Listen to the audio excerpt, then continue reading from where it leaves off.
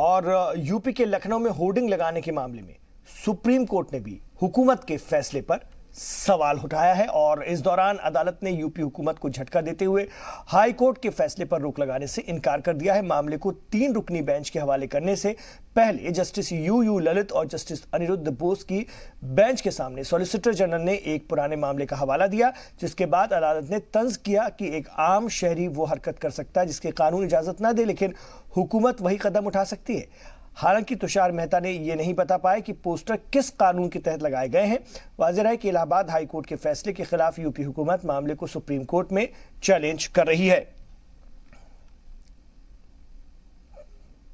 Court में matter लगा हुआ था जिसके अंदर हाई कोर्ट में मामला जो सो मोटो स्टार्ट हुआ था, हाई कोर्ट ने उसमें ये ऑब्जर्वेशंस दिया था कि ये आप इस टाइप का जो है किसी के खिलाफ पोस्टर लगाकर रिकवरी वगैरह करने का मामला जो है आप इसका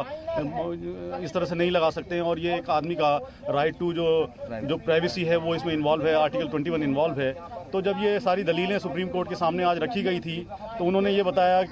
इवन बेंच ने भी ऑब्जर्व करा कि भाई इन लोगों को जो स्टैट्यूटरी पीरियड है 30 डेज का, जो अपनी रेमेडीज एग्जॉस्ट करनी है, जो 30 डेज पीरियड जिसके बाद आप रिकवरी नोटिस वगैरह को प्लेस कर सकते हैं, तो वो पीरियड तो अभी पूरा हुआ भी नहीं है। और क्या इन लोगों ने अपनी सारी रेमेडीज को एग्जॉस्ट कर लिया, बट लेकिन उसको पूरा हक है कि अपनी बात को बोले और अपना उसको अपने पॉइंट्स को रखे और वो स्टैट्यूटरी पीरियड जो होता है उसको पूरा कंप्लीट होने के बाद ही जो है इसके अंदर इस टाइप का आप कर सकते हैं। तो कोर्ट जो है उसका ये ऑब्जर्वेशन जो था उससे ये लगता है कि वो बहुत ज़्यादा उसमें लर्निड सॉलिसिटर जनरल के व्यू से इत्तेफाक नहीं रख रहा था। और कोर्ट ने चूंकि मामला इसके अंदर कई जजमेंट्स के इंटरप्रिटेशन का भी था जो कई बेंचेस के से पास हुआ है, तो सुप्रीम कोर्ट ने इसको 3 जजेस की बेंच के लिए रेफर कर दिया है और उन्होंने इसको चीफ जस्टिस साहब के बेंच के सामने पिटीशन भेज दिया है कि इसको जल्द से जल्द 3 जजेस के सामने लगाया जाए, प्रेफरेबली विद इन 1 वीक इसको अगले हफ्ते में लगवाया जाए। और कोर्ट ने इंटरिम स्टे के ऊपर अपना कोई डायरेक्शन देने से मना कर दिया।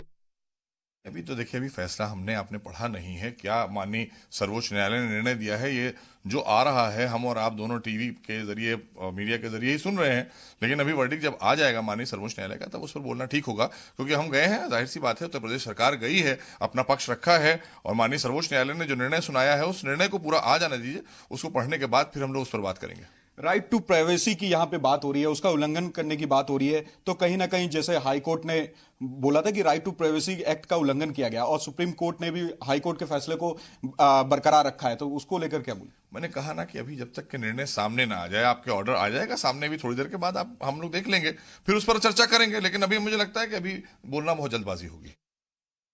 प्रदेश सरकार को समझना चाहिए कि आप जिस तरीके से आपने इनके होल्डिंग्स और पोस्टर लगाए हैं, किसी भी व्यक्ति के, चाहे वो आरोपी ही क्यों ना हो, उसकी निजता पर सीधे सीधे कुठाराघात है। सरकार को इस बात को समझना चाहिए। माननीय उच्चतम न्यायालय के आदेश के अनुपालन में ये होल्डिंग हटानी चाहिए। लेकिन निश्चित तौर पर सरकार जब माननीय उच्चतम न्यायालय गई है